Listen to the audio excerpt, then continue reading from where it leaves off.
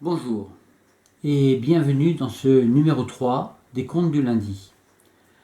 Aujourd'hui, nous allons parler d'un sujet très important qui est au cœur du combat de l'aplomb, notre association, ce sont les commissions d'intervention. Commissions d'intervention, ce sont des frais qui sont prélevés régulièrement sur votre compte. La moyenne sur 5 ans, d'après nos dossiers, est de l'ordre de 3 000 € pour les particuliers et 10 000 € pour les professionnels. Autant dire que ce sont des sommes qui ne sont pas anodines et qui grèvent lourdement les budgets. Alors les commissions d'intervention, tout d'abord, sont tout à fait régulières puisqu'elles sont comprises dans la grille tarifaire. Elles sont prévues dans la convention de compte. Et la commission d'intervention, qu'est-ce qu'elle rémunère? Que rémunère cette facturation? Tout simplement, la décision du chargé de clientèle de vous accorder un découvert qui permettra de payer une écriture. C'est tout, c'est pas plus compliqué, ça a toujours été comme ça. Alors, pourquoi il y a un problème? Pourquoi les banques refusent de rembourser ces frais? Pourquoi elles les prennent surtout? Tous les 3 mois, la banque doit annoncer le taux effectif global qu'elle a utilisé pour facturer ses frais. Quel est le taux des découverts? La banque va systématiquement omettre d'inclure dans ce taux les frais d'intervention. Pourquoi?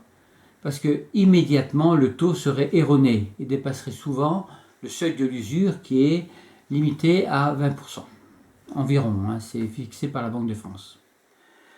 Alors, comment faire? Ce qu'il faut avant tout, c'est que vous compreniez bien ce mécanisme.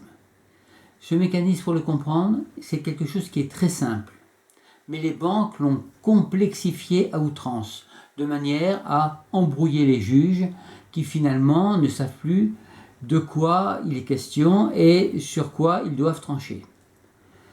Alors, les frais d'intervention avant 2008 s'appelaient en général frais de forçage. Le travail était le même. Mais le 5 février 2008, un arrêt de cassation estime que ces frais de forçage doivent être compris à l'intérieur du taux effectif global, ce qui est logique. Dès lors, la Cour de cassation condamne les banques à rembourser les frais d'intervention. Que font les banques? Les banques se disent comment pouvoir prélever des frais d'intervention, appliquer des taux dantesques aux découverts autorisés, tout en restant dans la légalité. Alors, les banques ont supprimé le mot frais de forçage et l'ont remplacé par frais d'intervention. Frais de forçage, ça rémunère une intervention de la banque. Frais d'intervention, c'est le terme général. Intervention, comme son nom l'indique, c'est toute intervention. Et il y en a des dizaines d'interventions. La plupart ne sont pas liées au découvert. Mais la catégorie frais d'intervention, sous-catégorie frais de forçage, elle est liée au découvert. Donc, ils ont appelé ça frais d'intervention. Ensuite, il y a eu des jugements où les banques ont gagné, notamment le 22 mars 2012, où d'ailleurs le sujet, ce n'était pas les frais d'intervention, mais le moyen de droit que le plaignant avait utilisé. Peu importe. Et l'arrêt dit: les commissions d'intervention qui ne sont pas liées au découvert ne sont pas inclus dans le taux effectif global. Cette phrase est utilisée par tous les avocats des banques en disant, vous voyez, les commissions d'intervention qui ne sont pas liées au découvert ne sont pas inclus dans le taux effectif global. Mais oui, mais le corollaire de cette phrase, c'est les commissions d'intervention qui sont liées au découvert sont compris dans le TEG, évidemment. Alors ensuite, il y a eu des ministres qui ont donné des définitions arbitrairement, notamment les commissions d'intervention ne sont pas comprises dans le taux effectif global. On le décrète. Bon. Les juges que l'on a essayé, que les banques ont essayé d'abuser, n'ont pas été dupes. Et le 8 janvier 2013, un arrêt de cassation précise, tout logiquement, qu'il appartient au juge de savoir ce qui a été rémunéré par ses frais d'intervention, si c'est un découvert ou si c'est autre chose. Et à partir de là, nous avons gagné un certain nombre de procès. Les procès, il y en avait deux sortes. Soit le client n'avait pas fait d'études qui reproduisait les comptes au jour le jour avec, pour chaque frais d'intervention, le solde et la preuve que les frais d'intervention étaient bien liés au découvert. Les clients qui n'ont pas fait cette étude perdaient au tribunal parce que, dans le doute, le juge ne savait pas. Il ne savait pas ce que ça rémunérait. Et puis, il y a les clients qui sont arrivés au tribunal avec notre étude, avec les faits précis, en disant les découverts ont coûté la somme de temps. Et cela, ils gagnaient tous. Donc nous avons eu un certain nombre de réussites. Le 8 juillet 2014, la Cour de cassation sort un arrêt qui dit que les frais d'intervention rémunèrent la décision. Mais la Cour de cassation constate que les frais sont pris également en cas de refus du découvert. Dès lors, ils ne rémunèrent plus l'accord de découvert, mais peuvent rémunérer également le refus. Là, on rentre dans l'hypothèse. Ce qui est étonnant, j'ai rencontré l'entrepreneur qui a été victime de cet arrêt. J'ai examiné avec sa chef comptable tous les comptes, toute l'étude. Et je n'ai pas du tout constaté, à aucun moment, qu'en cas de refus, la banque prélevait la commission d'intervention. Et pourtant, la Cour de cassation l'a constaté. J'ai essayé de contacter le doyen de la chambre commerciale de la Cour de cassation. Malheureusement, il avait quitté la justice puisqu'il a rejoint comme médiateur un grand groupe bancaire qui était la Générale. Bon. Nous avons continué nos audiences et nos procès. Le 7 mai 2015, en cour d'appel de Paris, notre avocate, Katia Debé, gagne sans aucune discussion, gagne car le tribunal a pu constater que le client a mené la preuve que les frais étaient bien liés au découvert. Depuis, on en a gagné un certain nombre. Ce qui veut dire qu'aujourd'hui, la situation est la suivante. Les commissions d'intervention, évidemment, rémunèrent le découvert et évidemment doivent être compris dans le TEG.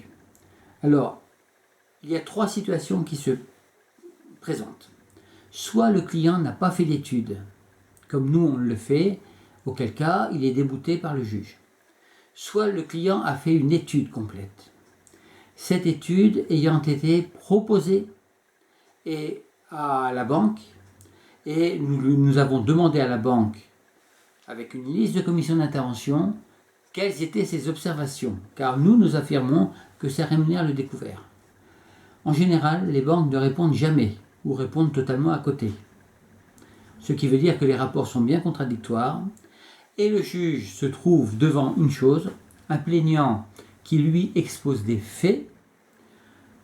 La liste que je vous montre, qui est contradictoire, qui est donc tacitement approuvée par la banque, cette liste-là rémunère les découverts. Donc, est inclus dans le taux effectif global, celui-ci est erroné. Et là, le juge demande le remboursement. S'il n'y a pas ça, le juge ne va pas le faire. Eh bien, nous avons depuis peu un troisième cas de figure. C'est arrivé à Laval en décembre, c'est arrivé à Versailles également, où le juge a purement et simplement refusé d'examiner la requête, et donc les faits. Et plutôt que d'examiner les faits, le juge n'a privilégié que l'hypothèse. Et ça, c'est extrêmement grave. C'est extrêmement grave car c'est la définition même du déni de justice. Donc, aujourd'hui pour les banques, pour gagner, elles sont normales, elles sont tout à fait obligées de faire en sorte que le juge commette un déni de justice. Et ça va même plus loin parce que les rapports des audiences sont absolument ahurissants. Bon. Voilà ce que j'ai à dire sur les frais d'intervention. Alors aujourd'hui, je résume. C'est 80 milliards qui doivent être versés dans l'économie, sans aucune contestation possible. C'est 3 000 € pour chaque foyer, en moyenne, bien sûr. C'est 10 000 € qui rentrent de nouveau dans la trésorerie des entreprises. Eh bien ça s'appelle une relance économique. Et c'est là-dessus que nous travaillons. Alors, si je peux m'adresser, je ne m'adresserai pas aux banques. Les banques, de toute façon, elles savent très bien que j'ai raison. Et elles cherchent tous les moyens pour essayer de prouver le contraire. Je ne m'adresse pas non plus aux avocats des banques qui font leur travail d'avocats des banques. Ils sont payés pour défendre quelque chose, ils défendent quelque chose. C'est leur job. Mais je m'adresse aux juges. Vous avez devant vous un plaignant qui vous amène des faits établis, prouvés, contradictoires et reconnus par la partie adverse. Vous avez en face de vous une partie adverse qui répond à ces faits par une hypothèse. Si on n'avait pas prêté, alors on n'aurait pas pris de frais. Qu'allez-vous privilégier, les faits ou l'hypothèse? Les faits, bien entendu. Bien certains privilégient les hypothèses. Je donnerai un petit exemple. Imaginez en cour d'assises. Le juge qui va dire à l'accusé « Vous avez tué un homme ». L'accusé va répondre « Oui, c'est un fait. Mais si le revolver n'avait pas été chargé, je ne l'aurais pas tué. » Ça, c'est l'hypothèse. Et imaginez une seule seconde que le juge d'assises s'occupe simplement que de l'hypothèse, tienne compte que de l'hypothèse et pas des faits, il va acquitter l'assassin. C'est absurde ce que je suis en train de dire. C'est absurde. Eh bien, c'est exactement ce qui commence à se passer. Ça s'est passé à Vannes, ça s'est passé à Versailles, et j'ai pas encore le jugement, mais ça risque de se passer à Rouen.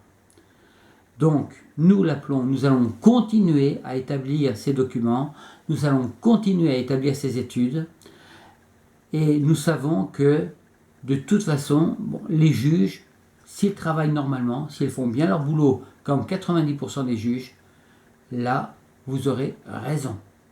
Et vos frais d'intervention seront remboursés. Voilà tout ce que j'ai à dire. Maintenant, je vous donne rendez-vous au numéro 4 des comptes du lundi, donc lundi prochain, où il sera question notamment des cabinets de recouvrement. Au revoir.